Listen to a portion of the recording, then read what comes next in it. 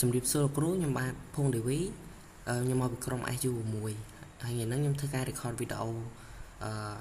ទៅលើ API bot របស់ Telegram អញ្ចឹងខ្ញុំ run code អញ្ចឹងដំបូងវាសួរយើងថាតើយើងចង់ filter បដាកអត់អញ្ចឹងខ្ញុំចុច yes ហើយវាសួរយើងថាយើង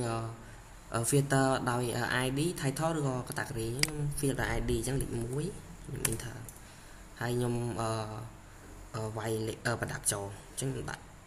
លេខ6 enter ហើយវាសួរយើងថាយើងចង់ read full ប្រដាប់អត់អញ្ចឹងខ្ញុំចុច yes ហើយខ្ញុំវាយប្រដាប់ចូលមុនហ្នឹងលេខ6ខ្ញុំចុច yes ហើយខ្ញុំវាយលេខទូរស័ព្ទ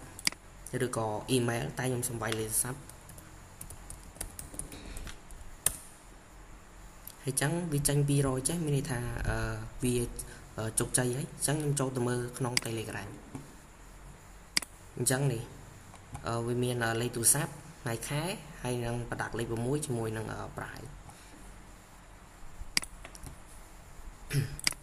ហើយចំពោះ token នេះ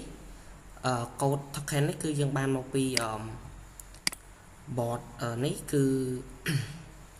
កន្លែង use token access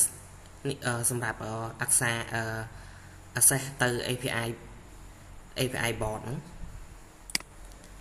ហើយចំពោះ message code នេះគឺយើងបានមកពី context ហើយប្រដាក់លេខ0នេះគឺយើងបានមកពី ID ប្រដាក់លេខ1នេះយើងបានមកពី title ហើយនឹងប្រដាក់លេខ2គឺ price ហើយនឹងប្រដាក់លេខ4គឺយើងបានមកពី image URL ហើយចំពោះ try URL នេះគឺយើងមានស្រាប់តែយើងត្រូវការ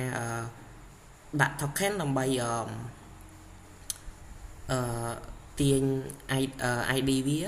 យកមកប្រើហើយយើងមាន chat ID image URL និង HTML ហើយចំពោះ print response state code នេះឧទាហរណ៍ថាបើកូដហ្នឹងវាចេញ200មានន័យថាវា success បើ400មានន័យថា error ហើយបើ500មានន័យថាវាបានមកពី data អញ្ចឹងកូដ record របស់ខ្ញុំមានតែប៉ុណ្្នឹងទេសូមអរគុណលោកគ្រូ